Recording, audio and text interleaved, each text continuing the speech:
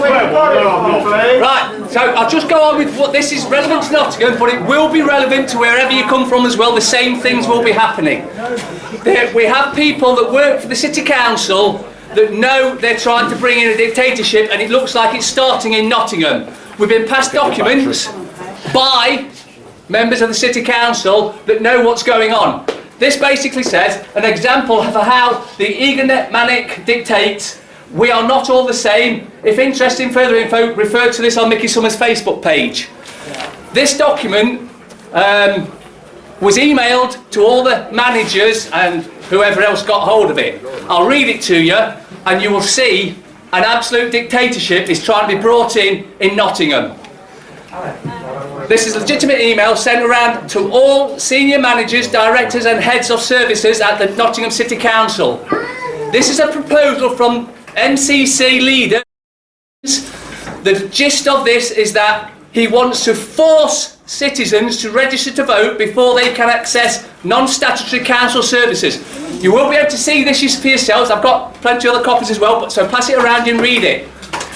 I will leave this in your capable hands. Do with it as you will.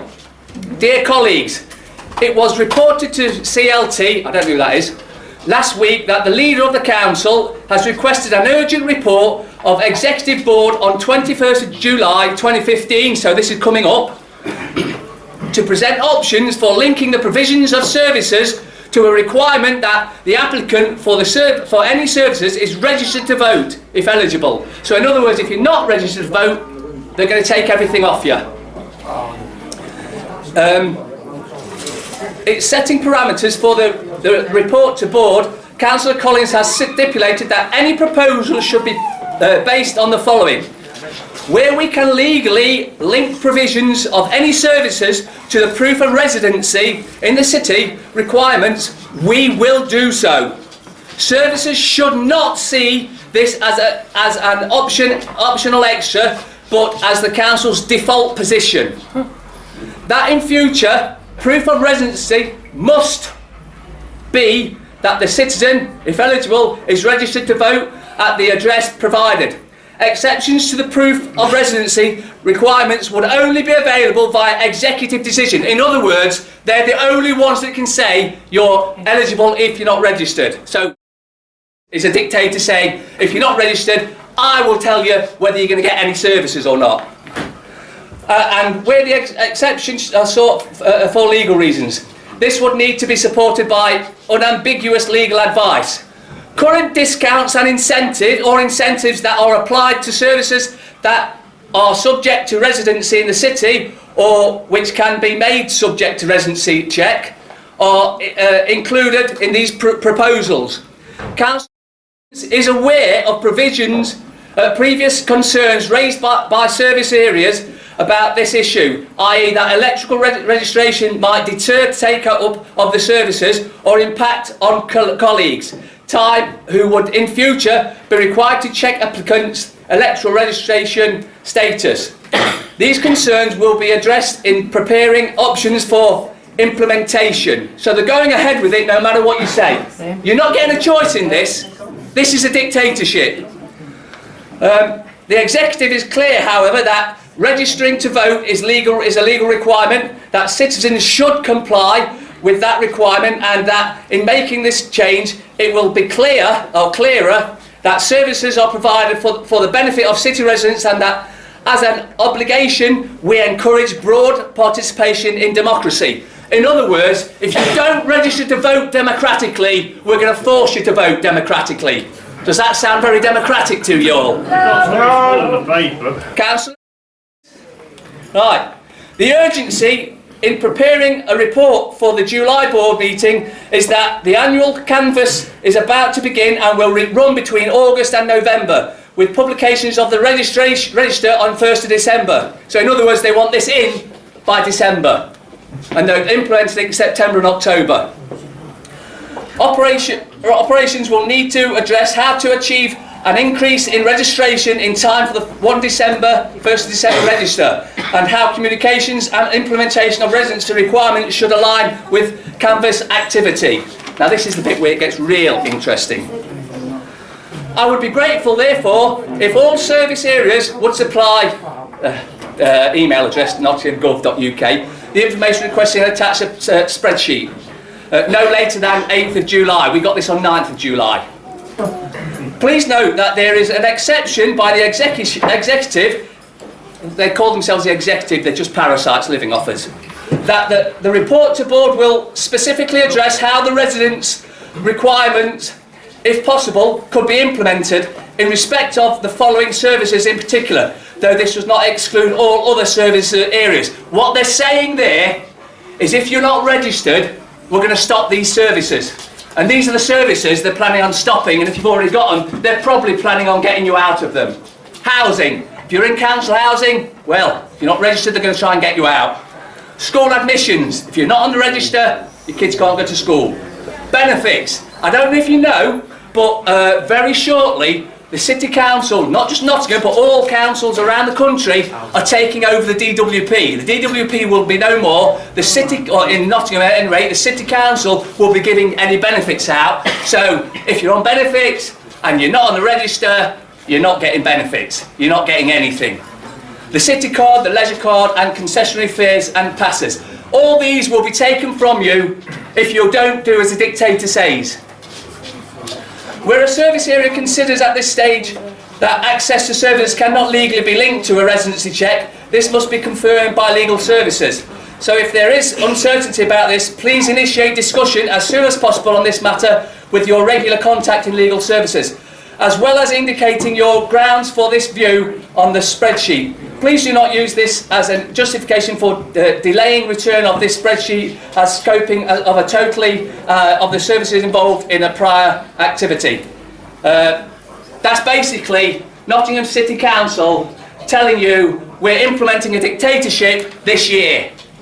The rest of the councils, if you're not from Nottingham, will be doing exactly the same. They're just trialling it in Nottingham first of all, then it will spread to the rest of you if we let them get away with this. I will pass these out. I have many other copies, not with me, this is the only copy I've got with me. I will pass it out. You can all read it at your leisure, but I feel many may want to read it. Is there any questions before I... What are we going to do about it? That's what we've got to decide. We can either roll over and let them get away with it, or we can fight it. One of the ways to fight it is publicising it, because if everyone knows what the plans are, they'll all be up in arms about it, and we can stop it, but only if we get the information out there. This is this morning. This is the so-called leader of the City Council in the middle there, and this is... Are you talking about the #1 paedophile protector? Exactly.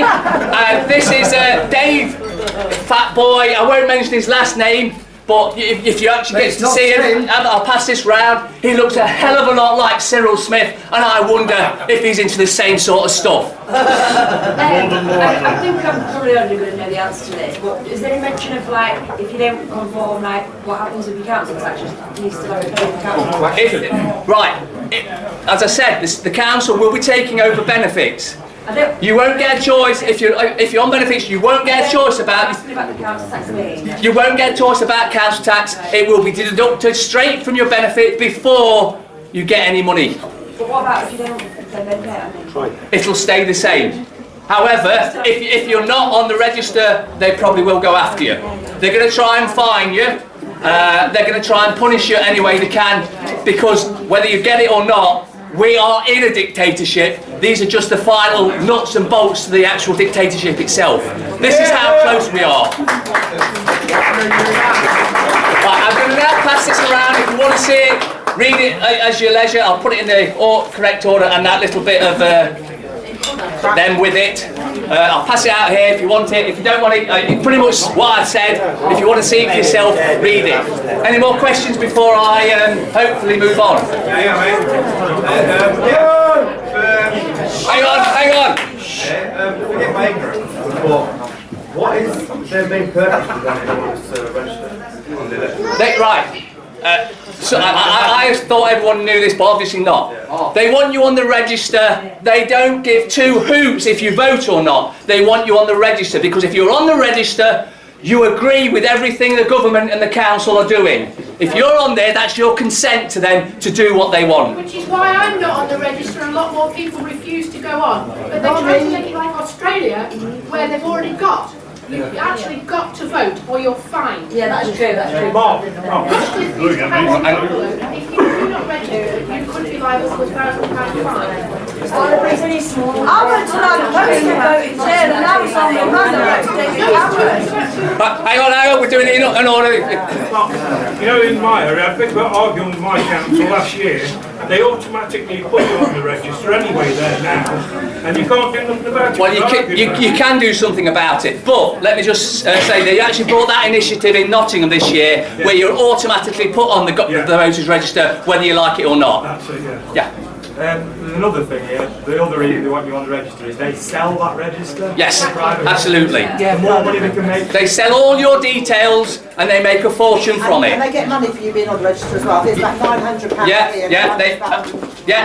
So I don't know if you all heard that, but the council actually gets something just under £1,000 for everyone that goes on the register, so it benefits them to get you on the register. That's why they're bringing these draconian tactics in to try and get all those that have woke up and realised that being on the register is just signing your life away to the corrupt government. Well, you're an asshole. So if you're lucky enough to do that, they're going to try and fine you in some way. Although it doesn't say it in there, they will try and fine you. But again, they will need your name. Wendy, just a second. Wendy. Under the, I think it's the 1994 Social Security Act, because it's a means-tested benefit, there's been a lot of talk about getting your bank charges back because you cannot take it. So therefore, how can they take something like council tax and stuff like that out of that same benefit? Well, the problem you've got there is you actually think they give a shit. They don't care. They don't care if you starve, if you die in winter because you can't afford the heating. They don't care about any of that. In fact, it's one dead slave less to care about. Let's just sack them all! We've got to do that. Before every genocide in history, there has been makings of this. Yes, yeah. This is, although I don't believe Hitler was as bad as he's portrayed, he certainly may have done some dodgy things. I think he was fighting the banks, and that's why they destroyed Germany, they destroyed Hitler, and most of all, they raped all the Germans, the men, women and children. If you actually look into the real history of what happened in World War II, you'll find that the Allies were worse than the Germans ever were. But don't believe it. Look it up for yourself. And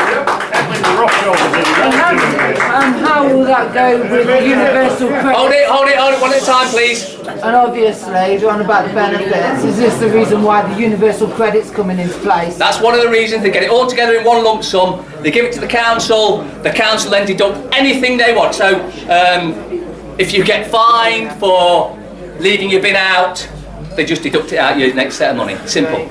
Yeah, there's no way you can stop it. This universal credit, they said they're trying it in different areas. They put me saying just because my postcode is NG102 that I've been put into this. They said universal credit is owned by the Money Advice Service, the MAR service, which is government run. Right, I'll just tell you something that many of you may not know. DWP, although it is still up and running, if you're on any of that stuff, you're not on it with DWP.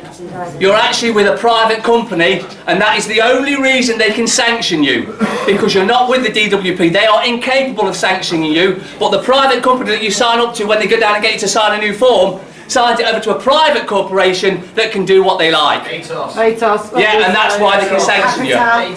Any more? Yeah? What are they going to do? How's this going to affect the massive student population in Nottingham who are probably registered to vote elsewhere? Are they not eligible for services in Nottingham while they should be here? Good question. I don't know the answer to that, but they'll probably check with wherever they're registered, and if they're registered elsewhere, that probably will be okay. Whether they'll get services or not is another matter. But let's not forget, these services are bought and paid for by us all before anything else. It's already bought and paid for. Council tax does not go to any of the major services. There was a document out recently, I'll get to it in a minute, Melanie. There was a document out recently which suggested, if that's not actually proved, that 50% of your council tax goes to pensions for the councillors. So you're paying their pensions. The other 50% they'll squander wherever they like. Melanie next. Do Do you know why the Labour Council in Nottingham has spent £70 million changing the street lights when there was no reason to, because there's nothing wrong with the other ones? It was actually 83 million, and I know that because I put a freedom of information request in about it. The problem, not just with Nottingham, but all councils. Nottingham City Council, and I've had a member of, not Nottingham City Council, but the actual council as such, independent. I was speaking to her, and she was explaining how the council is run, and I said, well, that sounds like a dictatorship. And she said, it is. So Nottingham City Council is a dictatorship, and we're all under a dictatorship. Even if you're not from Nottingham, your council will be run exactly the same. It doesn't matter if it's Labour, Conservative, Liberal, it doesn't matter. They're all in it together. I think the answer to Melanie's query is, if you're up to date on RT, there's a documentary about lobbyists in the EU. Lobbyists are the biggest problem in America. It's been kept very quiet over here. They're the ones that push government legislation in order for them to invest in certain projects. And these, like lighting, they will work out lighting that is absolutely perfectly fine, but they'll use the excuse that it's global warming and they need to. And global warming is a massive scam, as for those. I don't think you need to say that to anyone. I'm sure all these know that global warming is a big scam. Some of their brothers have got a massive contract for new lights that weren't needed at all. Right, I'll just go, because I do know a little bit more about that, the lighting situation. There were numerous, it was put out to tender, which means it's put out for all these big companies to put a tender in. However, you have to be in this right fraternity, the right handshake brigade, and even if people put a lower tender in than you get it because you're in the right handshake brigade, and that's how the whole council is run. The other trick they've been pulling, and most that aren't aware of what's going on won't even see it. They'll think, oh, that's great. You'll go down places where it's being regenerated, and you'll see a big sign saying, regenerated by the EU. We pay them £50 million a day. They throw us a little bit back now and again and say, oh, look how good the EU is. Look, we give you £2 million for this. We pay them £50 million a day. It's probably more than that now. This was going back some time. And on that, I think everyone else is about ready. So, if there's no more questions, one more question. Why is Nottingham Council the only one in the country that does not disclose their expenditure? Do you know the answer to that one? Yes, they're corrupt. And with that, I'll turn you over to Tom.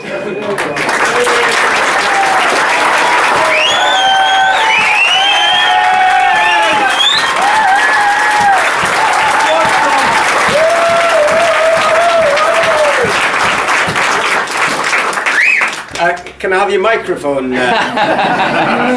Right, we got a problem with the microphone, but I'd like to thank everyone who's come here. They are absolutely heroes, each one of you. You obviously all know what occurred on the 2nd of July.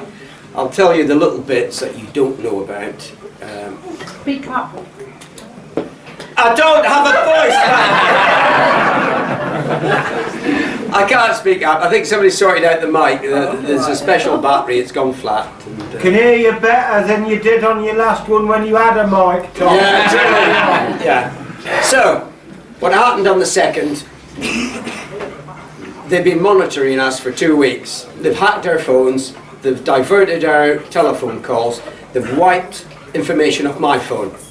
Now, I'm hardly a terrorist, but to them I'm a terrorist because I'm affecting their purse, their money in the bank. They're scared of it, and they're scared of us now, and they're all scared of you, because when you all come together, you give them fear. And they didn't have fear that day because there was 150 police, 21 vans, 3 helicopters went round, dogs, 40 to 50 bailiffs, or security men, they weren't bailiffs, removal men, ambulance.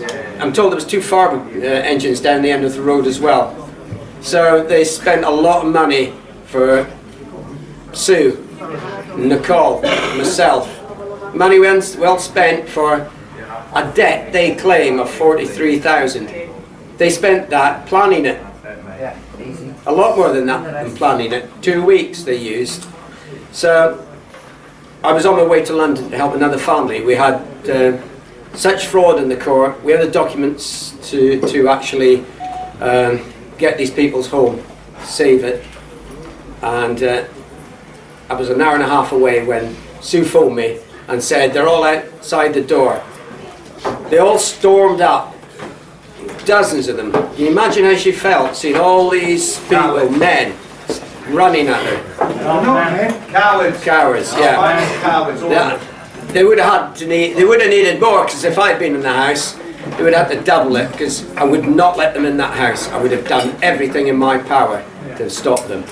But they waited until a woman in mourning on her own to do this. Now she was screaming through the window before they got in that her mother's died and she's lying in the morgue just now. In their law, they weren't allowed to even knock on the door. They should have retreated. But they went, oh, how much money have we spent now? We've got to go through with it. So they didn't care about Sue. Now, at that same point, we had our dog. Nicole, give me Lily. This is his sister, right? Oh. This is Lily. Come up here, love. Come up. Have a word with him.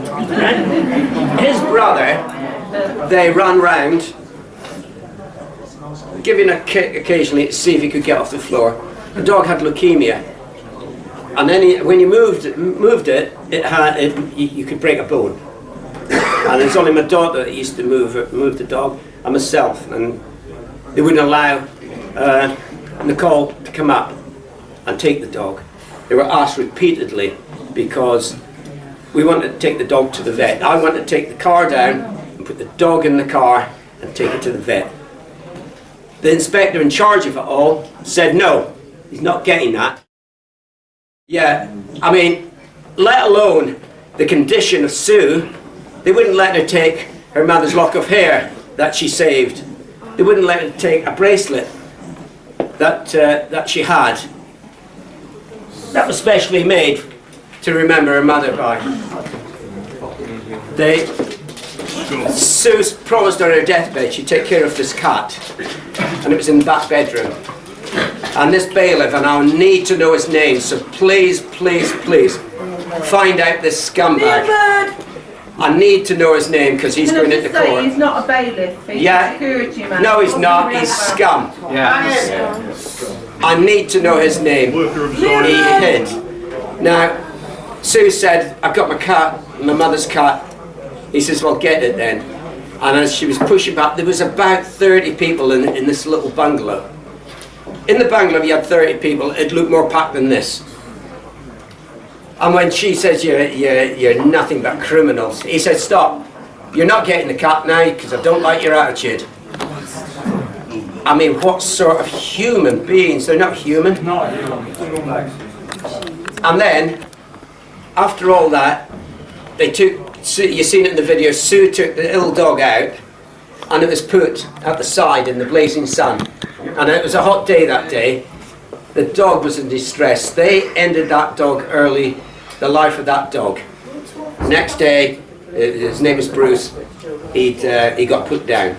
And I'll tell you about his character. When I went away, Bruce, when he was fit, stay awake day and night until I came home, because he thought it was his job. And that day he couldn't do that job.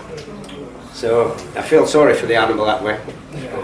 So that's what happened in the house. There's other things that happened. Do you remember they broke in? Oh yeah, they smashed, we put a wooden fence up 8 foot high. They smashed that down. There was a steel gate, they smashed that down. The walls at the side? Yeah, they damaged that. Now, somebody asked for a freedom of information. And this is what the police officer says. The eviction was carried out by the county court bailiffs and security who enforced a lawful issued warrant. Number one, county court bailiffs are not allowed to smash down doors, fences. Should have asked Sue, are you coming? And she'd say no, and they'd have to leave. They can't. The other one I need to name, well, I don't know a name. The other scumbag is a sergeant, Nick Clark, who pulled Sue, pushed her, and continued to bully her in the house. He stood at the side of the wall, you watched the video, and he smirked and laughed. And I went up to him and I whispered in his ear. I said, I'm going to get you and I'm going to get you in court. Do you know what his answer was? I'll take stress leave then. I'll give him stress leave. Let's go to his house. What's his name? Let's go to his house. Let's go and see what he thinks. So, that was... Go to his house. Hold on. The next thing, we had a chap in a suit. I bet my bottom dollar that, if I had any, bet my bottom dollar that the guy in the suit was the agent. He wouldn't even speak to me. Didn't acknowledge anything, just turned his face away. The other one with the beard, I think he is the head of those security team. Doormen, that's most of them. Bouncers. Right, I want that 2 names as well. So I need the bailiff's name, or he's not a bailiff anyway. The name of the agent and the guy who ran the security. None of them identified themselves. When that bailiff came up to me, after speaking to the inspector, a liaison officer, that all he did was try and persuade Sue to come out of the house. Oh, by the way, in the house, the cameraman came in at the same time as the so-called bailiffs and filmed her while she was partly dressed. All she could do is grab the clothes that was nearest by, which was gardening clothes or comfortable clothes, weren't her proper clothes, and that's all she walked away with, because she had more concern in saving my laptop, because it had other people's information on there for court cases and files. She saved that rather than her clothes. So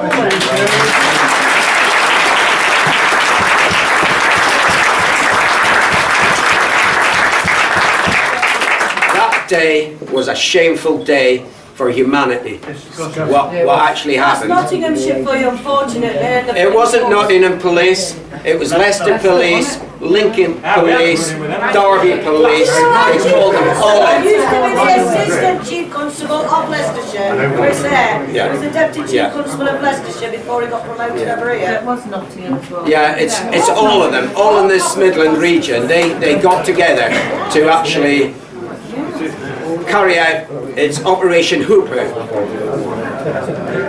They're absolute maniacs. ISIS gets less treatment than Sue and myself had. Tom, the 150 constables by themselves for that day, the rate wages would be £60,000. That's just the constables. Yeah, well, we're estimating now between £400,000 and £500,000 for that operation for that day. Helicopters, £17,000 an hour. Yeah. So David's that. privatised as well. Yeah. £500,000 because £43,000 they were over. Yeah. Well, anyway, so that's us up to the point before I arrived. When I arrived, well, you see what happened, and that so-called bailiff, I said to the liaison inspector, who was just an employee of the bank, I want to see the writ or the warrant. So we called him up, and the bailiff, under the CPR rules, has to identify himself. I couldn't take a writ of any of you. CPR rules are the court rules. It doesn't matter Just that. explaining what they Yeah, but that says it was the court rules, county court. Yeah, right. Yeah. So the thing is, he must identify himself, and his signature must be on that warrant. He's the appointed bailiff. As soon as I pointed that out, his little bum must have went, oh, because he was now committing fraud. Carrying a legal and lawful document without the right identification is fraud. Purporting to be an officer of the court is also a criminal offence. Both of them is 6 years in jail. He ran off. That's the one. So he wouldn't show, and you quite clearly heard me ask him, I want to see the warrant, but first I want you to identify yourself, because nobody else could have given me that warrant. And he didn't. That's because there wasn't one. And I would have examined it and I would find out that there was no seal. Unfortunately, our we've had a few technical problems, so we can't use this, but give you an idea, I'm not going into the nitty-gritty of embossed seals. Let's use their seals, okay? All those seals there are from different courts. You will see it's got the name of the court and it's got the date it was issued. When that document was issued, it should state the day to register it and the court. County court, we're in Texas, it could be anywhere. It wouldn't have had that. It wouldn't have had the bailiff's signature.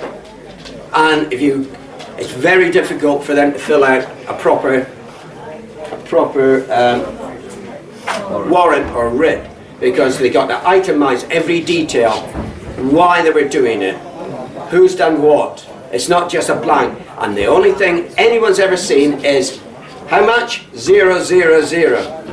And the reason they use that is because from that point, and you say no, they pretend to take it up to the High Court to use force for an EX98. Now we've told them that the game's up, because we've got clarification from the High Court that they cannot take property, only a monetary debt, and then they can break in and steal all your goods.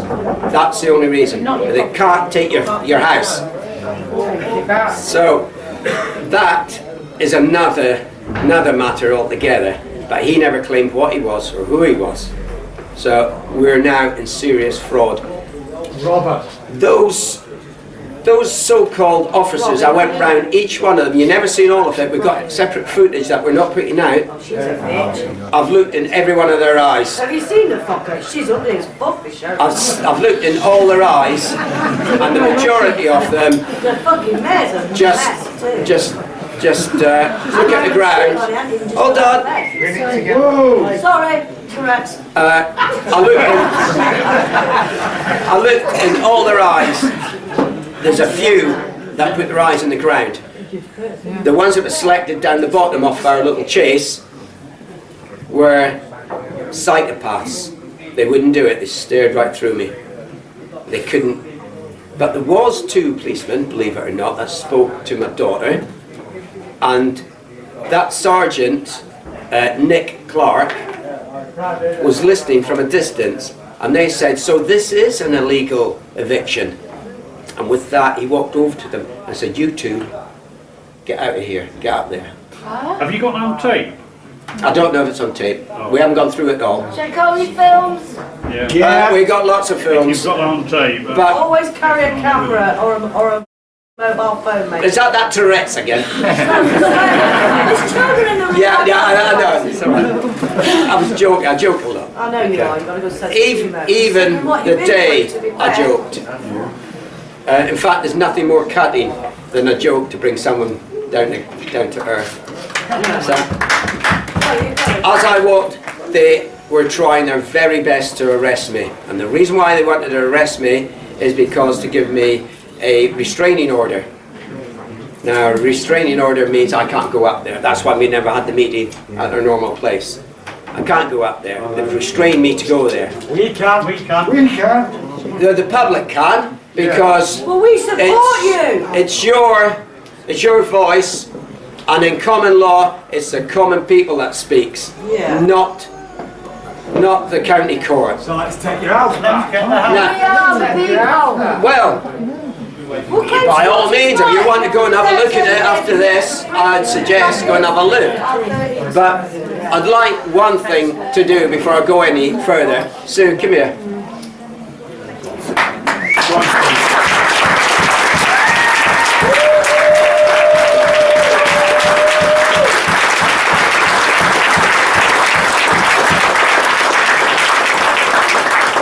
This woman, the only time I've seen a temper like that is when I'm at home.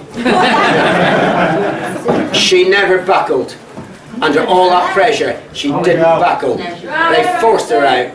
The only thing that got her out of the door was the dog, because of her compassion. Yeah. Life was worth more than property. And she stood there, and she stood against those scums. Morals! She showed in 5 minutes what a human being should be to those Keep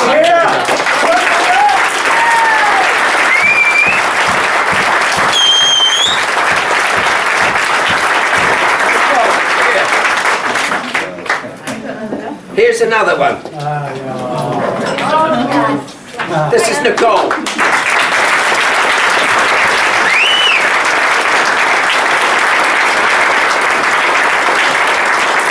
She's another one that shouts at me. She did a brilliant job there. Absolutely fantastic. She told them, she actually was telling them in the law, which unfortunately they didn't know, so they were confused what is a strange language she was speaking. She put them in their place as well, up and down. My other daughter, who was at the top, they wouldn't let down, she lectured them as well. And my son, once again, you see, where is he?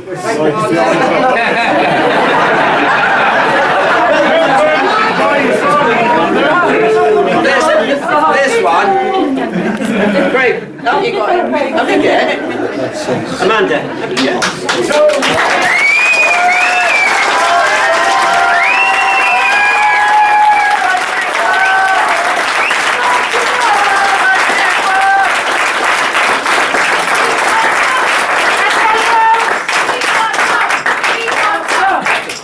We are all your family.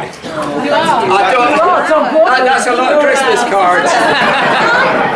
You're ours too. This, Can I sleep at yours tonight? this lot, my family, are worse than ISIS, right? To them. We're more dangerous to them because ISIS they can sell arms to. ISIS and train them. They are ISIS. But the thing is, why did a normal man turn up that day and become an animal against this family? Money. Why? No, this wasn't money. Because you stood up to him. This was a message. A message sent to beat the bailiffs, get out of debt free, eviction, fraud of the banks, everyone, the truth movement, every one of us, that was a signal. You don't stand up to us. Jesuits! Well, we'll give him a message. Knights Templars! Right. So you're worth 10,000 of them. No, Thank you for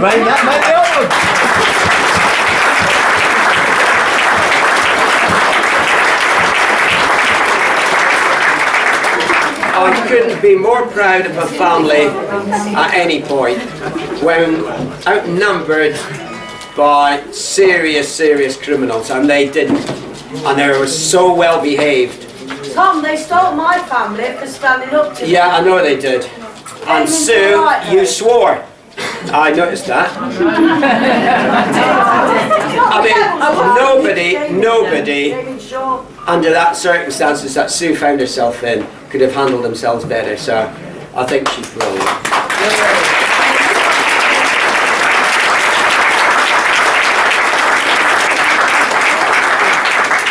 I was prepared to show you all the documentation that they broke on this particular day. Number one, even at the start, the whole procedure, we know now they didn't pay a fee. There was no notice of issue. That 2 points right away made the whole procedure null and void, as Michael would say, ab initio, right back to the beginning. The next thing they broke was the Protection from Eviction Act. They just took that and threw it to one side, didn't even bother with it. They broke that. The TOR, that's the Control of Goods Act. They're not allowed to come into anybody's house and take out their goods. They've got to give them a minimum of 6 weeks, and when they do remove it, they've got to itemise everything. Take it, yeah, and then take it to a safe location and insure it, not in a car park in a pub. So they broke all that. We've got they've broken so many rules. They should go to jail for many years. Every policeman should do it. Not because I stood here like this, because I was told to. They did that in 1939. and they had SS on the side. The only thing with these lot, they didn't have a gun, and we never got shot, but if they could, they would have. Yeah. So that's you up to date with what I've got to say. There's many other things other people want to speak, and I really am gobsmacked by all you people coming and supporting us. There's many tens of thousands out there that couldn't come here in such short notice, and when they do and we have a proper notified meeting, I think we'll get a bigger venue. But Yes, that's what we're on the street now! we're going to have a little break. So if you could go up to the bar in not the things I've got to say before the other speakers are going to talk. Now, as you know, I was going down to London to try and help another family. Well, the other day, the bailiffs broke into a family we were helping, or a woman in her 70s, drilled out the locks, took her out. Some of our lot went down, phoned 999, the Metropolitan Police in Chiswick turned up, got the bailiff, asked for his identification like I did, asked for the paperwork, and then told him to bugger off, and got the locks changed back for the woman, and she's back in her house because that policeman did what he should have.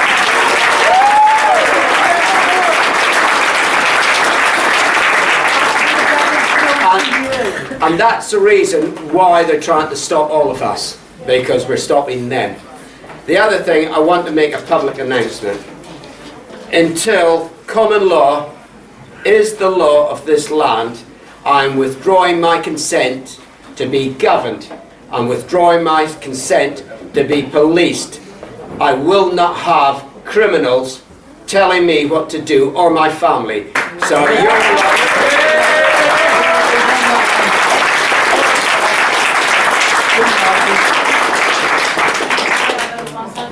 we got Michael, who is absolutely brilliant on whatever subject. So give a welcome for Michael Benicia.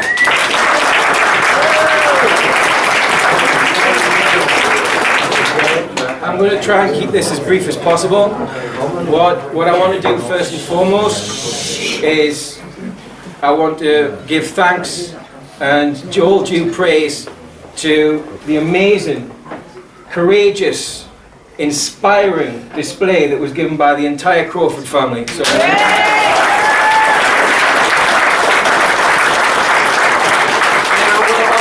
the same thanks and due praise to everybody who has supported their fight for justice and will continue to do so. Yes, we will! Now I'm going to echo what Mark said at the beginning. Be under no illusions, everybody. There is no justice possible in Her Majesty's justice system. It is a miscarriage of justice system.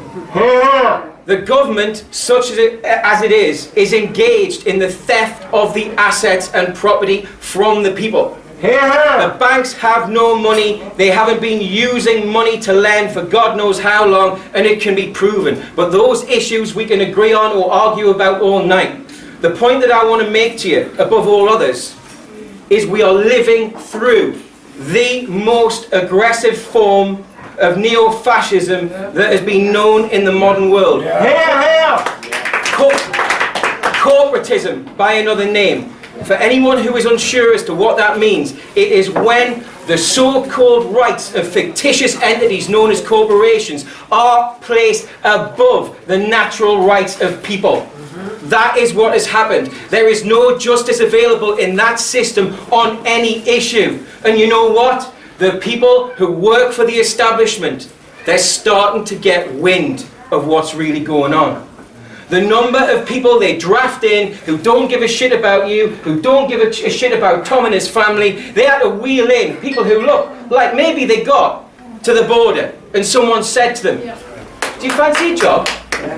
Because if you do this job, you'll get your citizenship. Why else? Why else would so-called men stand like that with smirks on their faces while genocide is going on in front of them, while they're ancillaries to genocide? Selfish. There isn't anybody who was present who took part in that terrorist attack on the Crawfords who isn't culpable for crimes ancillary to genocide. There isn't any so-called bailiff or security guard who isn't culpable for enforcing a fraudulent court order. There is no evidence whatsoever that Tom did not win in court, and yet the judge, committing misconduct in public office and conspiracy to pervert the course of justice, made it look to the media and the people like the bank still won.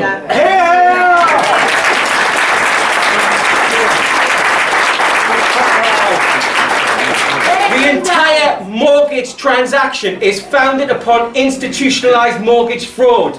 There is never a valid two-party contract signed by both parties. There is never a valid deed. But again, these issues are now by the by, because we've got to a position where this is the choice. The people over the next 3 to 6 months on these islands and elsewhere take action to stop genocide. About time. The choice is genocide if we don't do that. Those are the two alternatives we got. There isn't anything in between. They are trying to take out as many people as possible in as many ways as they can for one reason: to implement Agenda 21. To take out potentially enough of the population of these lands so that in 10 years from now, according to the EU projections, the population of Britain will be 15 million people. Well, how are they going to do that?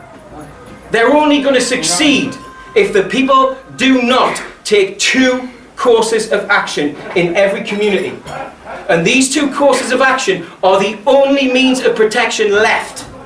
The only means.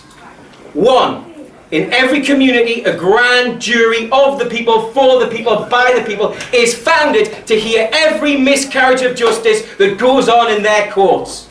And I mean every one. Now I'm going to take you back to 1933.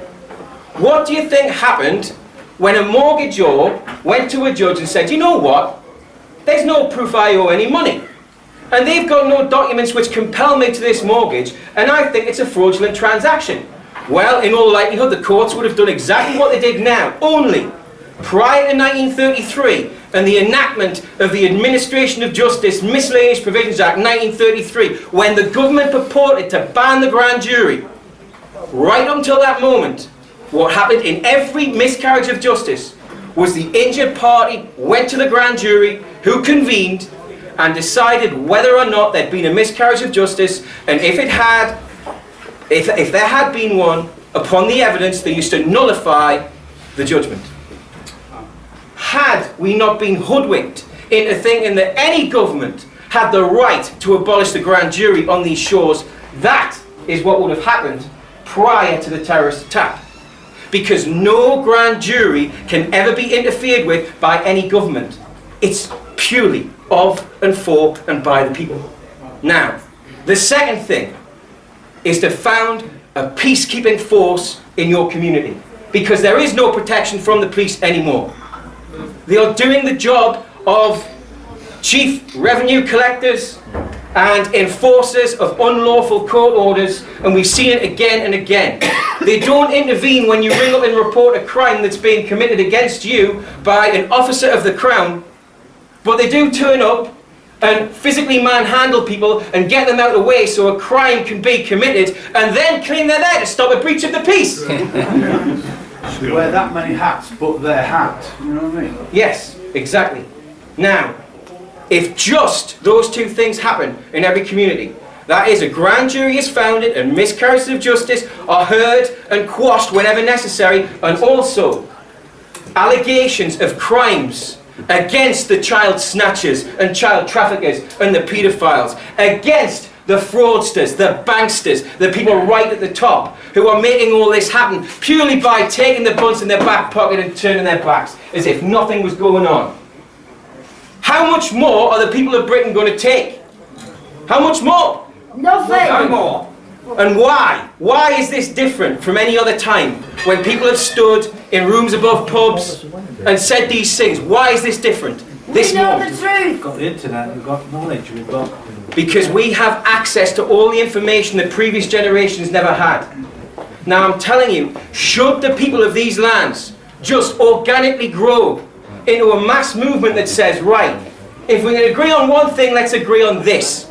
It is never, ever, ever, under any circumstances, right to throw a man and his family out of their home. Never.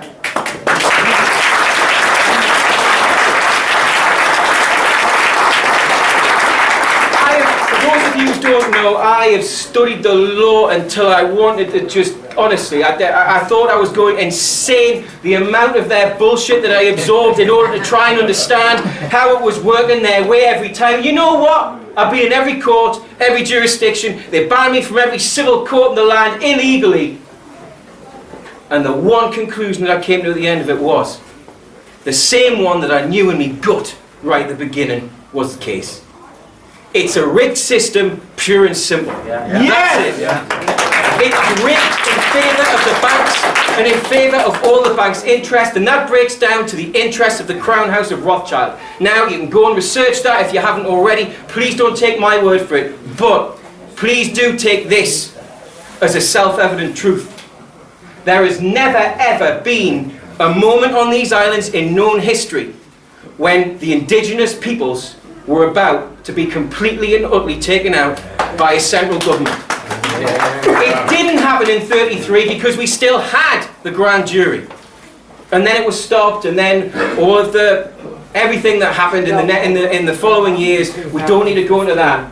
But what I want to focus on, and I want to ram home as hard as I possibly can, the future of our children and our grandchildren is at stake here.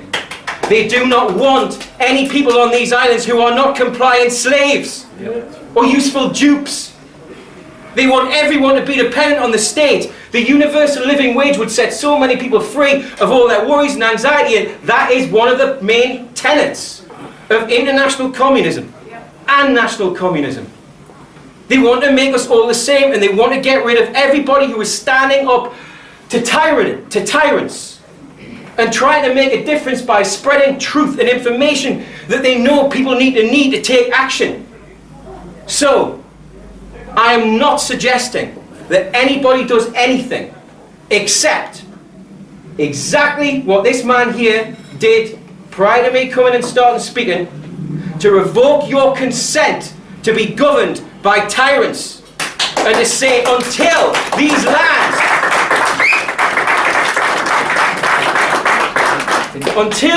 lands are full of people who know that wherever they go in their community, if a wrongdoing happens to them, they can seek justice and know that their community will do their very best to deliver it.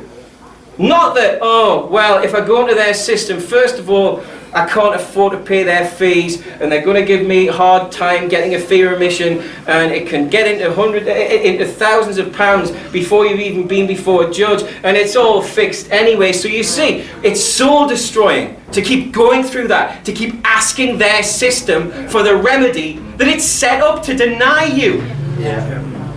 I've been in every court, and I've asked every court to do one thing: apply the law as Parliament said it was supposed to be applied.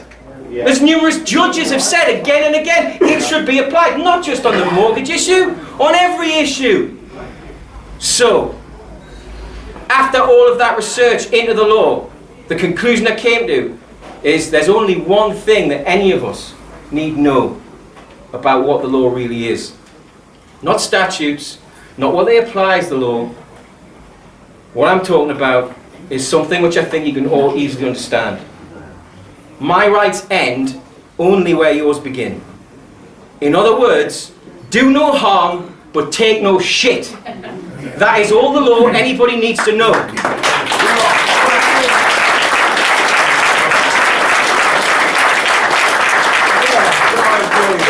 Everybody who revokes their consent to be governed can make a declaration that they stand under the protection of the Treaty of Universal Community Trust, which is a treaty that was created for the benefit of all indigenous peoples on the face of the earth. It will protect you because it is the only natural law jurisdiction on the planet, to the best of our knowledge. And furthermore, it offers you legal sanctuary from criminal governments in their jurisdictions. What I'm saying to you is, you convene a grand jury and form some peacekeepers under the protection of the UCT Treaty, having revoked your consent to be governed, you would be in a different jurisdiction. Now, I'm not saying it's easy. I'm not saying that doesn't mean giving up all aspects of your citizen subject slaveship, because that's what it is. But in any way you can, even if it's right, I'm going to volunteer for a peacekeeping force, and if I get the call, because it has to be organised, but there can't be any hierarchy because it won't work. This has to be done from the ground up. That means people taking responsibility in their area for doing it, just putting it together. I mean, look at this. Come on. You know, I mean, the number of people who have come to this meeting, it's a very hot environment to talk and to listen, but everyone's here, and everyone's here for the same reason. That's a line in the sand. I want to be a peacekeeper. And the entire establishment has crossed it. Yeah. And they're standing there and they're saying, right, what are you going to do now? Push him back. Push him back. Well, here's the thing. Draw a new line. We need to say, point blank, as Tom was, and his family were, to the people who are posing as police officers, and everybody else involved, the officers of the Crown, to say to them, you can stop what you're doing, and you would no longer be an ancillary to genocide and other crimes against the people, and you could lend your expertise and your energies and your heart to a real peacekeeping force.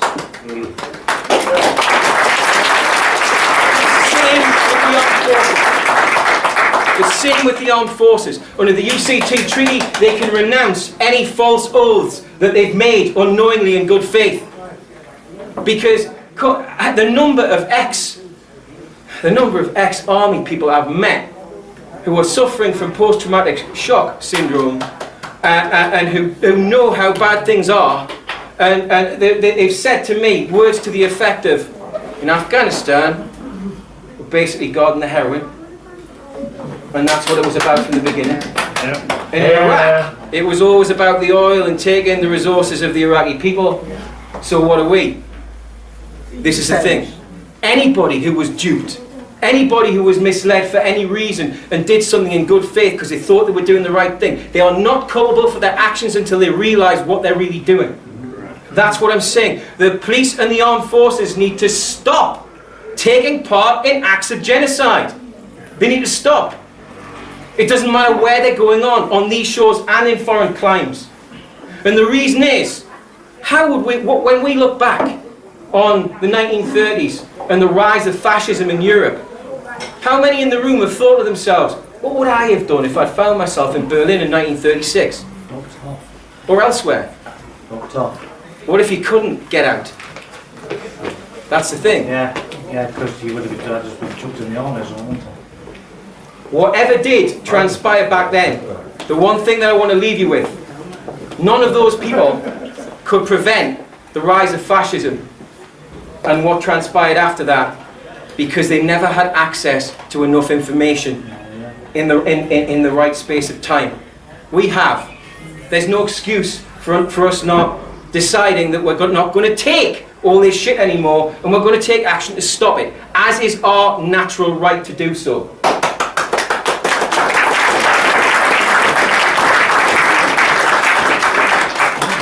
So, anybody who wants to take part in the formation of a Nottingham Grand Jury, a Nottingham Community Grand Jury, to hear miscarriages of justice and allegations that they won't hear in their system, please come up and we'll pass a piece of paper around. If you can put your name and your email, your primary email address, so you can be contacted, and we'll take it from there.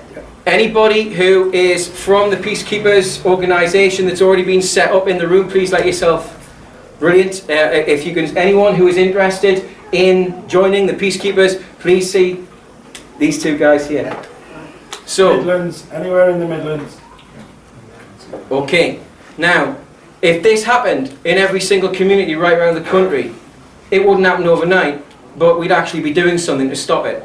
Because, let's also reflect, had proper legal notice been delivered to the Crawfords, there would have been enough people there to resist and stop it. It wouldn't have happened. In other words, they could only pull that victory off through treachery. Yeah. The worst of all kinds.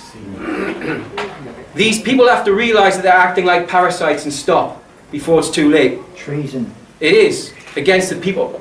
But worse than anything else, the reason why they've gotten away with it for so long is because we, as a people, we deferred our critical thinking capabilities to people who not only don't give a shit about us, they want to see us go down.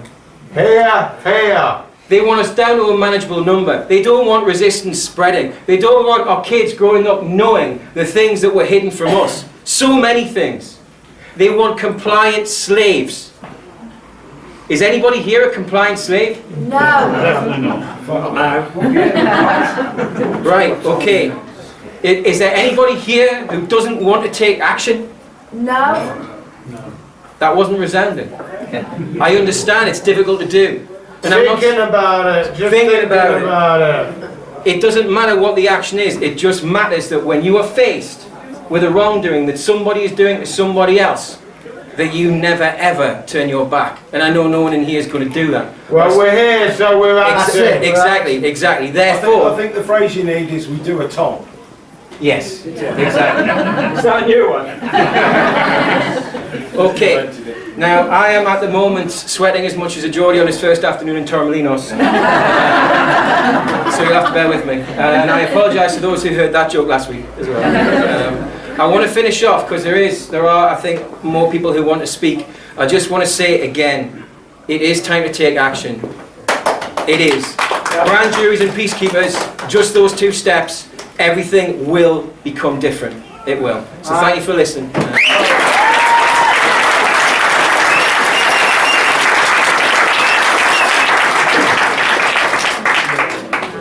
O Benicia. I mean, he's another one that's got a mic, but I can't speak like that, unfortunately. But he's absolutely right. We have to have grand juries, and I'm 100% behind them.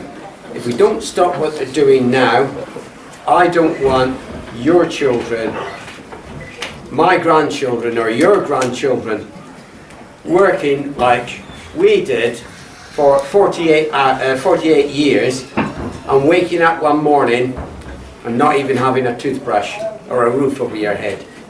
Those children, it's going to be even worse for them if they're doing it to us now. So, grand juries. How do we do it? How do we do it? Contact Paula. He's gone. Mike. Contact him. They'll give you the information. There'll be a note going round, a piece of paper. Do we have to like inform like the Queen or the Pope or something? Unless you're on first term names, yeah. The Queen's the first one to stand grand jury. No, So- no. Just put your name down. So that's right. It's Guy Can I around. speak about the grand jury? Yeah, of course you can. Hi everyone, my name is Michael, I'm based in Nottingham. The grand jury thing. If you want to be part, before we continue, can I just have a show of hands? Just the men only. Which of you here today is based in Nottingham? Men only.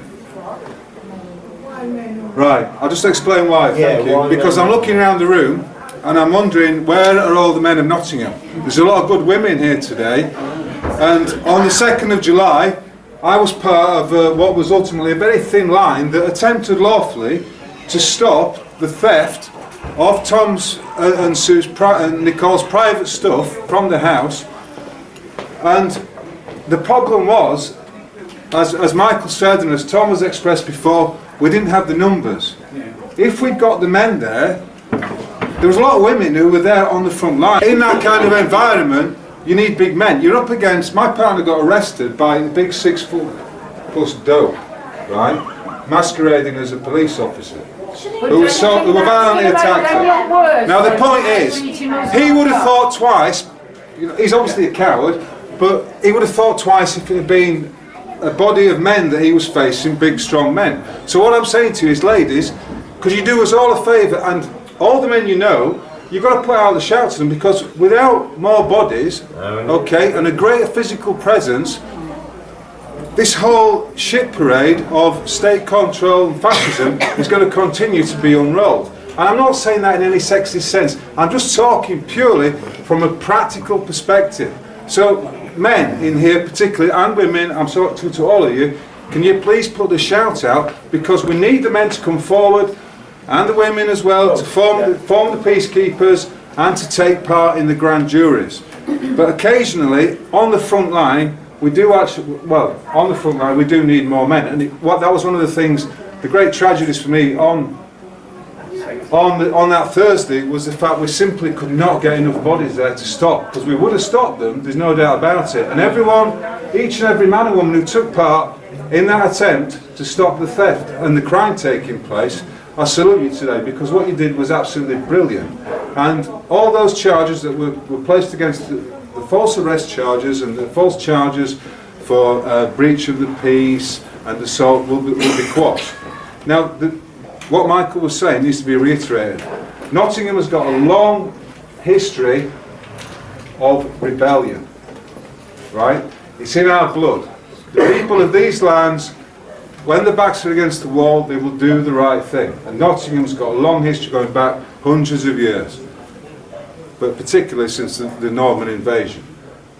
Now, what I want to tap into is that spirit of rebellion and that native intelligence that exists in each and every one of us who's here this afternoon, I don't doubt it, who has the ability to get together, to get organised and form and do what is the right thing and do what is necessary. The court system is completely knackered, if it was ever working, and I'm not sure it was. So it's now, think about the Hillsborough inquiry. 25 years it took for them to come to some bogus decision about it, and no inquiry has ever actually gone into the facts of the matter to the satisfaction of the people. It's always been a whitewash. The people have been denied justice for too long in these lands, okay? Why go and beg your slave master for justice? It's equivalent to going to the slave master and saying, excuse me, these chains are just a little bit too tight, I wonder if you'd mind slacking them off for me. No, we take control of it ourselves as the people. We organise ourselves and we take it back, that which has been stolen from us, which is not just justice, but it's also the lands as well. And one of the things, I just want to finish off on this because I want to put it out there. On the 22nd of August this year, we are putting out a premiere of the feature film that Michael and I have been made. It's the Great British Mortgage Swindle. It's going to receive its UK premiere in Nottingham. We've booked out the Savoy Cinema, we want to fill it out. Therefore, I'd like you to just log that. I'll be putting some information out about it later, but a lot of the action takes place in Nottingham. And for that reason alone, if you're from Nottingham, I'd like to suggest that you come along. It's going to be on midday, the 22nd of August. And Is that men only? no, it's not men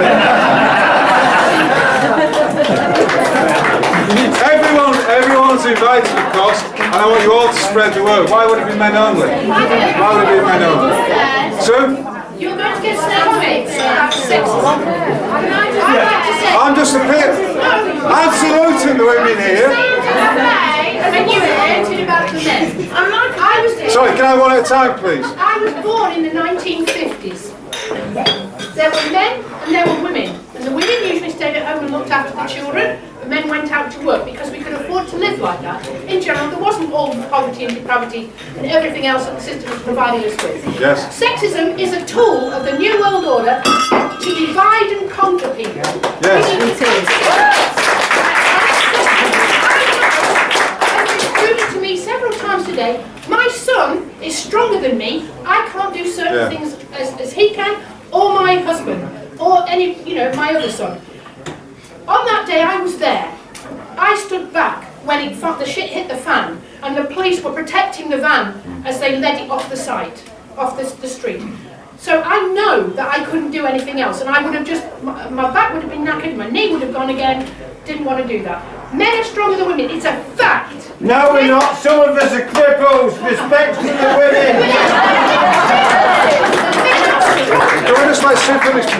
Yeah, I'm just speaking from it's common sense. Unless women do weights and all of that, men are built differently than women. We do some things, men do the other, and together we make a whole, and we make a society. Yes. And it doesn't care who marries who, because that's another scam as well, because marriage was invented by men too. Right, so thank you so much for that contribution. I'm not here, right? If you are focusing right now on something that you think I might have said was sexist, you're focusing on the wrong thing. Absolutely. Because now is the time for us to unite men and women together. All I'm saying is, let's spread the word. There's a sizable body of women here today. I'm sure you've all got contacts. But where are the men? Let's just spread the word and get as many people together as we can.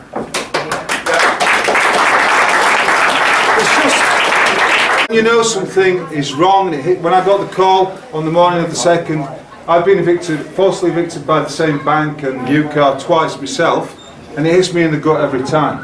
And when I see what's happening to Tom, Sue, Nicole and the rest of the family, tonight, we're here to sort out that which we can do. I began by appealing to the spirit of the people in Nottingham, and that's what I'm going to finish with. Because the people of Nottingham are the only ones that are capable of sorting out this shit that is being unrolled.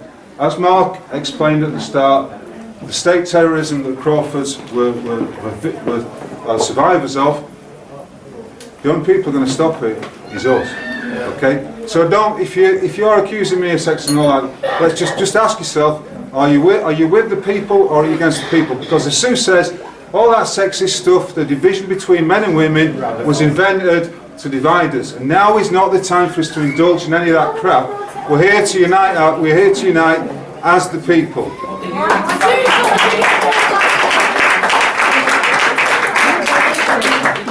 are all the hearts of the warriors. So if anyone wishes to contact us about that,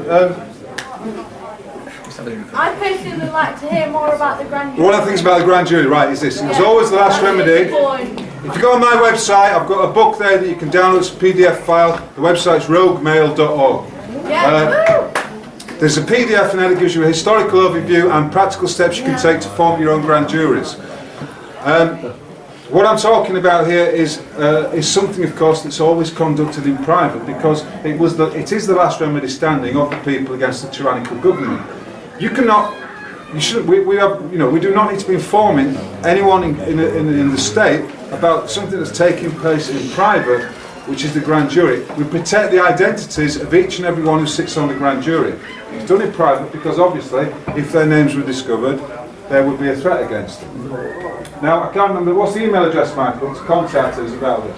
The mission at unseen. So it's the mission at unseen.is.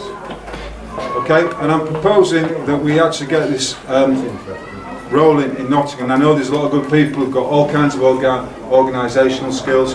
I'm also proposing that in the light of the situation we're in right now, that we convene a regular meeting, at least once a week, okay, of concerned individuals who want to do something about it. And we meet in private, and we don't necessarily publicise it across the social media, because I'm sure there are people here today, right, who are actually here not out of any sense of compassion or a desire to do something about this, but actually here to spy, to get information. You know what I mean? I know if there are people who are there right now, I'm just saying you're completely on the wrong side. And when it boils down to it, as I asked one of the coppers the other day, which side are you on? Which side are you on? Because I know which side I'm on. So thank you for your time. And if you want to speak to me privately about this today, then please do, because I always like it when I can look into someone's eyes. Whether they're male or female makes no difference.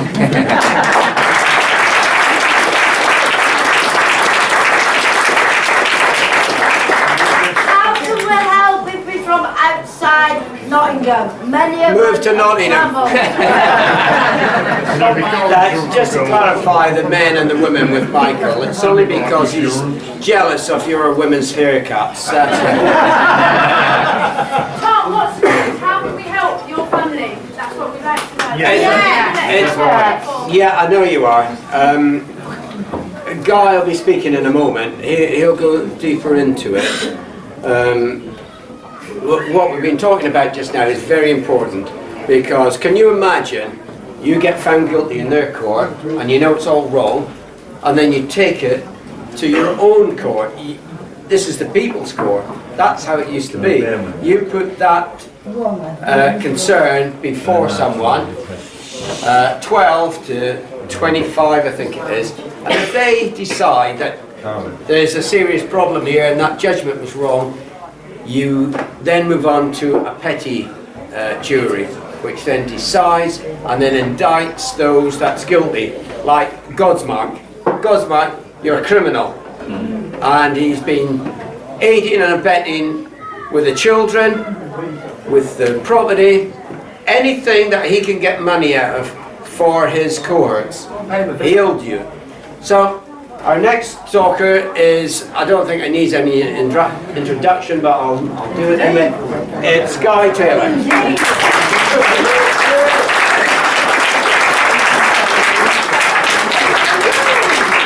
I've seen you before. Never to God! I don't believe a word of it. Right? Well, listen, the bottom line is, what do we say about what's happened? Right? What do we say?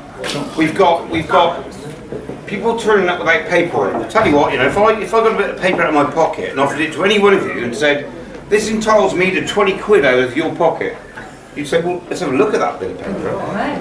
Well, what happened to Tom and Sue? They come to their house and wouldn't even show them a bit of paper to take it with. So that shows the level of the criminality that we're dealing with. And we're dealing with it all over the country. Right? Okay, Nottingham is a wonderful place. Wonderful people that have got this stuff together. And thanks to Mark and to do that, to concentrate what's going on. So this, I feel, is where we should be making the stand. And that's why we're here today. We're making a stand. We're saying, what the hell's going on? Now, I appreciate that the internet not only is our greatest friend, but it's our biggest villain as well. And amongst us, I know that there are probably the odd couple of people that are working for, I'll say it strangely, the other side. But if they're happy to sit through all this transparency and still come out with a different opinion, then well, so be it. Yeah. So now you've heard some great speakers today, and people like the two Michaels, as if they're twins. Yeah. The two Michaels are brilliant guys in what they do, and I fully support them. Thomas, Mickey, we're all coming from different angles. My place in this is two things. I feel what I do is process and procedure. We break it down to the most basic fundamental thing. Have they gone through the correct process, or is there procedural non-compliance? So in the courts, that's great. Yeah. On the other angle, I like to do things. I'm happy to stand on here and talk to you, but we're not some sort of, look, you guys, right, okay, know what we know, okay? And if we're all sat here clapping each other, it's no good. We know what needs to be done. We need to do things. Right? We need to do things. So action is always important. And action has always been important. And if you look at what happened with Tom, the first time, a lot of people turned up. It caused significant interest. The second time, it really caused an interest. And of course, the third time, we saw criminal actions by our servants, our servants. Now, what we must do is we must be lawful at all times. There may come a point when these criminals are running, and if three policemen come in here and start trying to handcuff you guys, I would certainly jump on them, arrest them, cable tie them, film it, and report to their gaffer to come and collect their officers, or whatever they want to call them, because they've committed criminal acts. That's what yes, and I think so. That's what we have, okay? And when I see what's happened to Tom and Sue, that's what we should have done. If 400 had walked around the corner, how different things would have been, and they would have been, okay? But we don't need. Look, let's take it for what it is, right? Okay? Now we know we're taking these things into their courts, and they're not even able to come up with a paperwork. Nothing. Absolutely unlawful. Tom's case, right? Let's have a look, right? As taxpayers, you've got to think, how much money was it for Tom's case? Loads. Ridiculous. Right, okay, well let's look at it. If it had been through a court, and Tom had committed a contempt of court by not complying with an order, what would have been a very easy thing to do? Two police officers go around in the morning, knock the door, hello Tom, you didn't comply with the order, we're arresting you for contempt of court. And then they come round and collect the property. How sensible, what could have been the problem? Well, why didn't they do that? Oh God. Because it's not a cause. It's not a cause. All the courts in this country have been operating as a court, and as you have a shadow. And they're all shadows. What's happening is, if I take any one of you to court, I will go down, I will fill out a claim form. I will pay a fee, they will put a seal on it, and I will support that with a statement of truth with my signature on. When anyone's been taken to court by a bank, or by a big solicitor's company, or by a council, none of those rules apply. They've gone through as a shadow operation. So that means that nobody's paid the court fees. Well, who's paid the court fees then? Because we know under their own rules they've got to pay the court fees. Who's paid them? We've paid them. We've paid them for these asset resolution companies. That's what's going on, the shadow courts and shadow documents. But what do we do? So that's in that world, and there's a lot of guys working on all this stuff. And the thing is, confidence. We work with confidence. Because if you've got confidence in who you believe you've got confidence, then they can do miracles for you. And there are a lot of good people in this country working in different directions, putting miracles together, attacking this system that has raped and pillaged us for so many years. And there are very, very good, diligent people. But we're also finding out now that there are odd characters we've known for a few years, for some reason have only just come out of the woodwork. But what's happening is they're collecting in a box now. Hey, look, we know. How many of you lot have seen the film They Live? Yeah. Hands up. Yeah. Right, okay. Well, that's the reality. We can see when we're talking. We can see when we're talking to common purpose people. Do you know something? I've been in courts. I've been in 3 different courts in 3 different parts of the country in the last week. And do you know something? The common purpose element comes through every time. I was in Barnet Court, and this is one of them. And the first thing we did when we were outside the court, there was about 14 of us, was the security guard come running out. And the first thing he did was he said, can you move out of the way of the gate? So we just did, we complied. And then he came running back to me, he said, who are you? I said, I'm in your business, right, move on. And then he said, this is my court. This is some G4S security. So I said, it's your court. So you're claiming responsibility for that. Anyway, he ran off, next to the police come, silent, and we were inundated with them. Then the court manager came running out. And the first thing she said to me, she was stressed out, first thing she came to me and said was, this is my court. So it's your court. And he was behind her, and I said to him, you said it's your court. He said it's his court. We thought it was our court. This is common purpose. What you do is, the first thing when you're in a situation, you grasp the situation. This is my room. Well, it is at the moment, I think, hopefully. This is my room. So listen to what I say. That's what's going on. If you're on a boat, this is my boat. This is my court. That's the first thing they do. And then they operate beyond their authority. That's exactly what the situation is. And you can see it. It's almost like the masks are dropping. The masks are dropping in all this stuff. So look, there are brilliant people in this country, and I pay thousands to lawyers to sort shit out who can't sort shit out. And we've got better brains amongst us and amongst the people in this community than they have. And I tell you that, okay? Guaranteed. What we must do is we must have confidence in them. Because confidence is everything. And if you read the civil procedure rules, which is what they're operating against us all the time, it's all about confidence. And in fact, contempt of court, if you read Lord Diplock's, it's going to everyone, right? Because if it was a court, it's not a court and you're not a judge. But if it was a court and I'm allowing you to be a judge, then you'd be in contempt of it. And you read in Archbold, the criminal procedures and evidence, and you'll see Lord Diplock's ruling on that, okay? Public confidence. Because the civil courts haven't got any lawful authority. So they need the public confidence. Are we confident? Yeah. Are we confident in their power? No. So that's exactly what's going on. So we've lost confidence in them. Now, I'm in a little bit of and I've got much more to say because I don't need to say shit, right, okay? Someone came up and didn't just take a £20 note off Sue or her car, which they do every day, took her house and they wouldn't even give her a bit of paper for it, right? So that's the legal aspect of it, right, okay? And there's brilliant minds doing this stuff on that. Let's look at the physical aspect of it. Now, what were they really frightened of?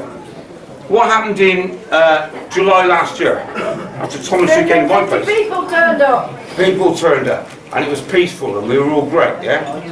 And 6 months later, they tried it again. Yeah. What happened? 850 turned up.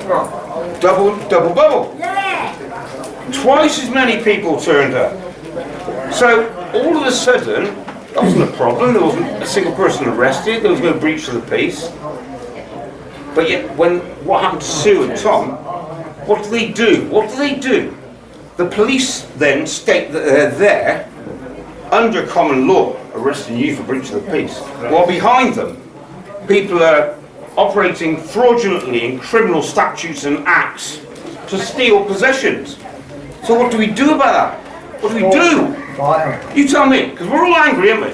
Are we all angry about it? Yeah. Take the house back. Yeah. Hey, look. Yeah. We're all angry, right? But let me tell you, right, okay, there are very clever people operating, because ultimately it's going to be the Nuremberg trials with these people, right, okay, and it really is. Every face of every police officer was recorded, every number, right, okay?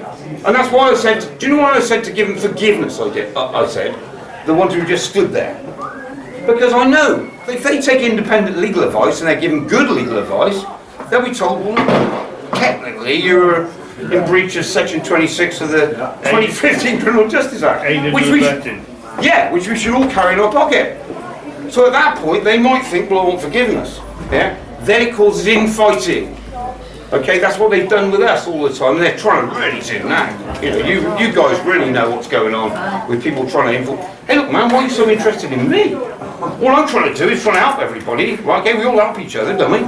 And you're watching me every second of the day and putting, well, great, you know. I mean, you know, this is, you know, John Hurst said something very good. He said, you know when you're over the target because you start taking flak.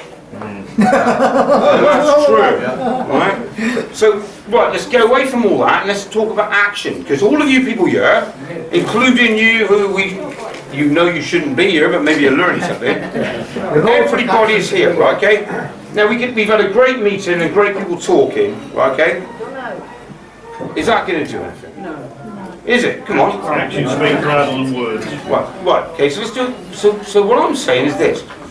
One thing I'm saying, if anybody thinks that we should now go down and seize Tom's place at this stage, then I don't want you here. Because you're not thinking the same way I am at this moment, right? What I think is this. That Tom and Sue and Nicole and Amanda have had great support, amazing support, of the people at the Hours Arms. Does everybody realise that? Yeah, great people. Yeah, right, okay, great people. Well, we're here today, contained inside this building. We're not going to do anything unlawful. Anyone does anything, hey look, they do that, we don't, right? What I think we should do, and there are friends of mine in this room who think that we shouldn't do that, but I trust everyone who's working on this project with us to get a real world and get real life back. I think that it's only 5 minutes up the Hours. Why don't we go up there, walk up there, those who can walk, and buy a pint in there to show that the support they've given Tom and Sue, and we'll come back, pick our vehicles up or whatever, okay? But I think that would be a physical statement. Yes. Right? Yes. Now look, maybe the authorities who have been listening to our calls, because the moment we were talking about this, we know that they started to fly past. They might have a blockade. But then the guys in here might be listening and telling them not to bother with whatever. But what I'm saying is this. If we come up and the police in this country blockade us from having a pint, and we're on a pub crawl, aren't we?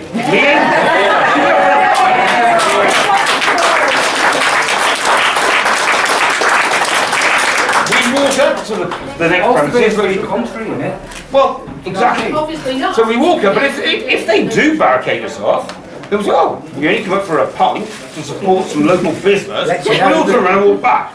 Right? Everybody film, okay? If it doesn't happen, and I'm starting to, hey look, you're always thinking, what are they thinking? You know what I mean? You always put yourself in the other person's shoes, which is what I've always told my kids to do, yeah? Always put yourself in the other person's shoes, yeah? Nothing, I'll tell you what we'll do nothing. Right? then great. Do you know something? We haven't just had a meeting today. We've all taken the energy to spend a few minutes to walk to a pub and support the people who supported Tom and Sue and have a pint. And what a good and a big pub crawl. Yeah, Nottingham, man.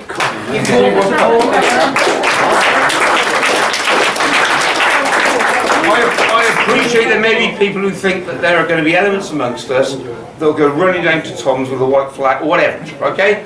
If they do that, they're not with our pub crawl, are they? No. Are they?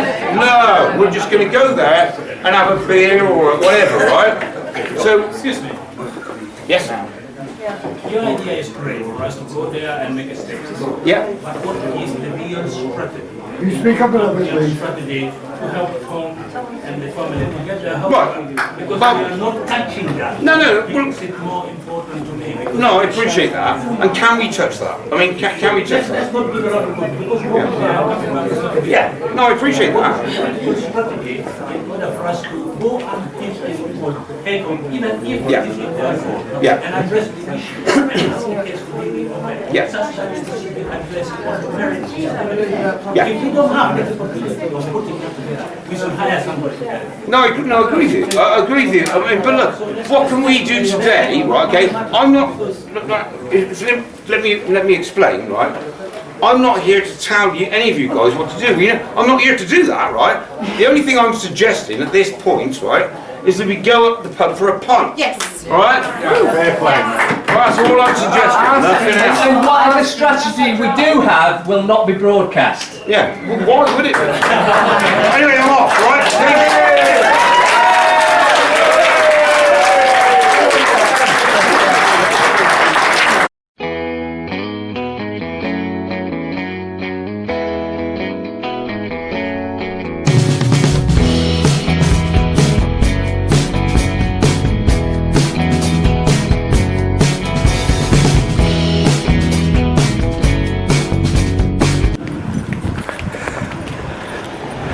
Now all this because we're going on a pub crawl. Oh, armed police!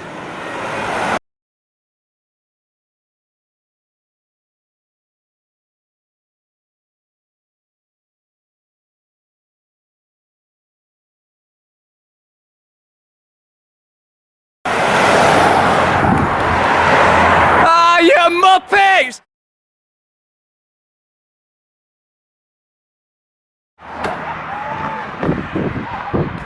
This is brilliant, you couldn't make it up!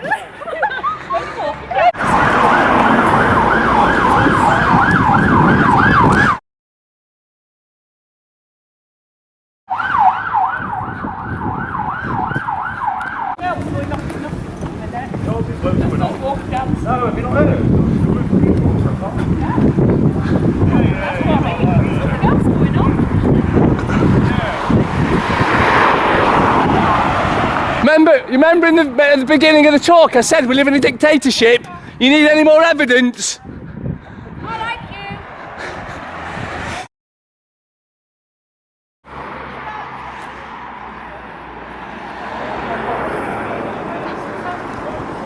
you. Hey, you got a van as well?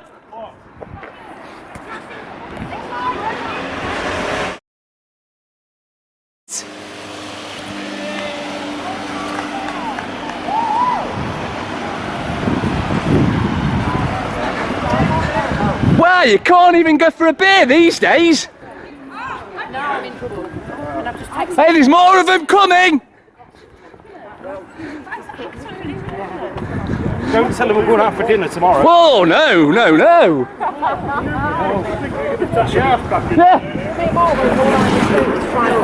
get yourself hit, mate.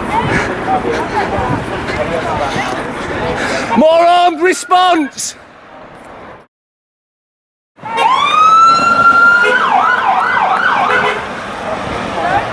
Armed response because they're going for a beer. It's ridiculous. This is a dictatorship you're living in.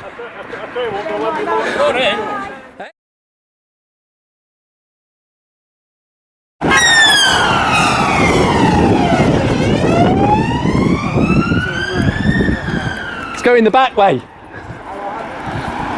Guys, I've just walked down to the pub for a pint here. What's going on? A load of cop cars have come by. Oh, it's about 9 of them, 2 riot vans, dog squad, everything. They don't want us to go on a pub crawl? No. Wow, that's the dictatorship in Nottingham. That's what it's all about. So what's happened, Sue? We've come out of the pub to come up to the Elwes just as a thank you, because obviously normally we would be able to come up to our local. Yeah. And we've had to hold the meeting because obviously Tom's been charged with a false assault on a police officer charge, and he's obviously got a restraining order on him, which obviously again is totally and utterly unlawful and illegal, if you want to say that word. We've come up just for a walk up to the Elwes, as I said, and we've had this police response, which is totally and utterly out of context. Now, I noticed there was some black unmarked cars. As far as I'm aware, they're armed response. Well, I personally that don't was an know. armed response vehicle. Yeah. Because that was one of the vehicles that came to us at County Hall. You know, so we've just come for a wander because obviously this is where we normally have our meetings. So just wanted to, you know, say thank you. So this is dictatorship Nottingham then, where if you're going on a pub crawl, the police send armed response out to make sure you do as you're told. It looks like that, doesn't it? Interesting. I mean, you know, it's totally and utterly unbelievable, actually.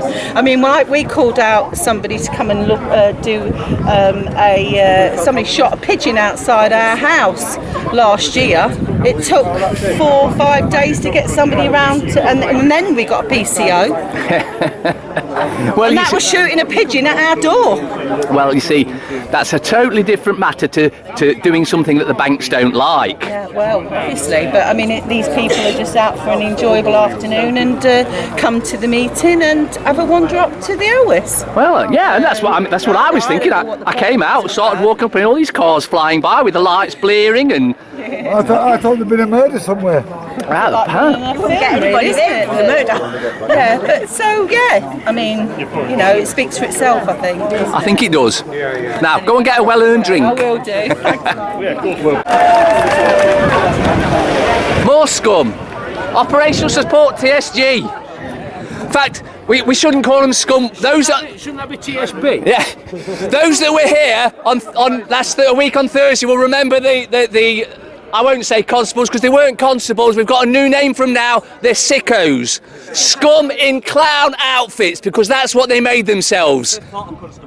They're not. No. Scum in clown outfits, or sickos for short. Jesuit. Right. So it's Saturday afternoon, and I've gone for a beer, and I've seen all these pig vehicles.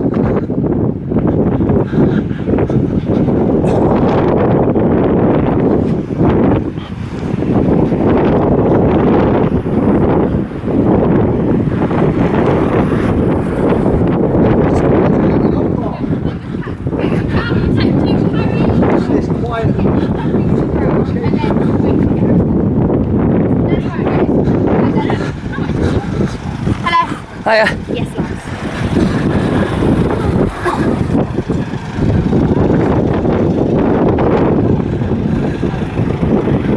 What's going on, lads? I've been in the pub and I've seen all you lot up here from nowhere. Can you tell me what's going on? No.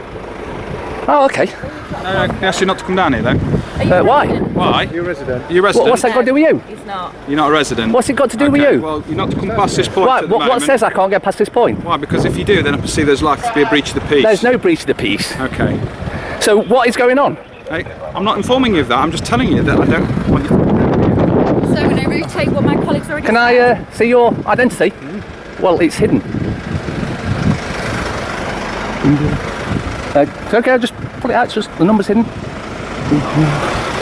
One of your colleagues has already got it.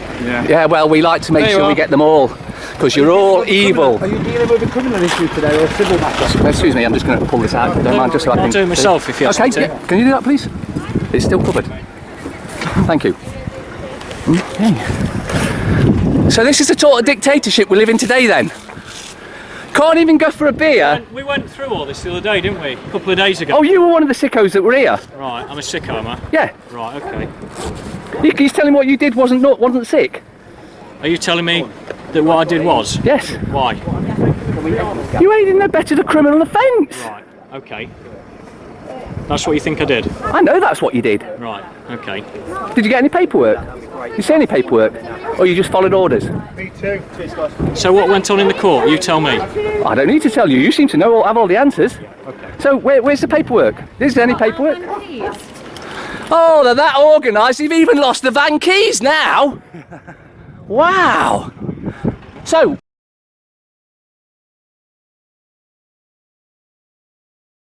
Well, actually, you was in the pub with me, weren't we? When we said we'll go for a walk down the Ouse, have a beer down there. Yeah, free country and all that. Just Yeah, a while. and this is a sort of criminal dictatorship we have to face. Armed response cars driving down the road at God knows what speed. He loves it, this guy does. Lovely, isn't it?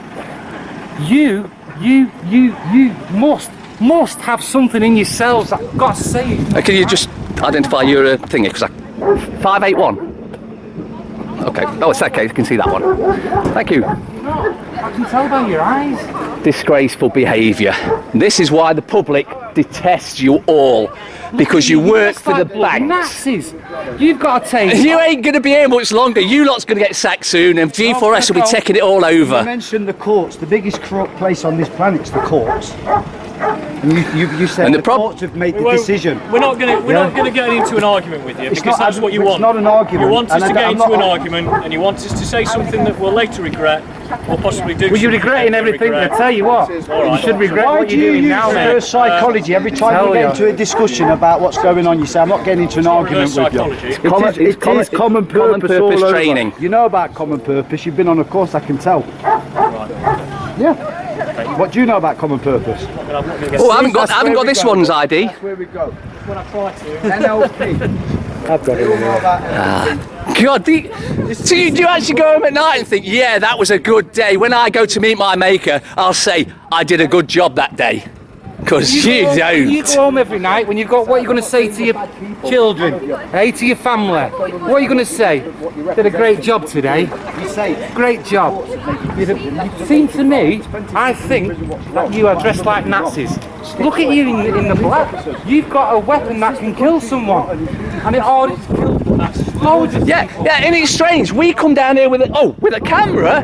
These have got tasers, pepper spray, sticks. Yeah. Wow, we can see who the real terrorists are, can't we? These are the real terrorists of Nottingham. Where's the humanity in you? Hey? We understand warrants and what's lawful and what's unlawful. We understand paperwork, we understand the law. Why are you so hard?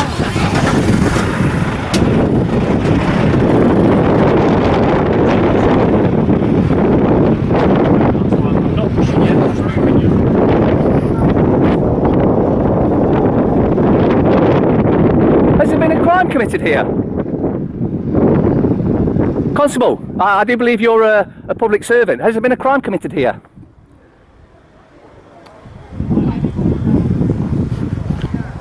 I can see you're young and you probably wish you weren't here, and you shouldn't really be here. But there seems to be a tape across this road that suggests something's gone off here. Has there been a crime committed? As you don't know the answer, I'll give you the answer. The answer is yes, you've committed it. And the public are sick to death of your lot's attitude. No, I won't.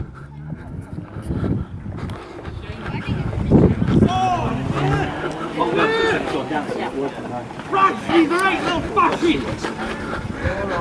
Yeah, you have been manhandling people for the last 2 weeks. You are filth! I just cannot believe he was right. Yeah. He was absolutely right. I could not believe the response just for a walk from one pub to another. Yeah. How do you sleep? Yeah. These are what you call sickos, scumming clown outfits, because that's what you've made that uniform become. Oh, nice one.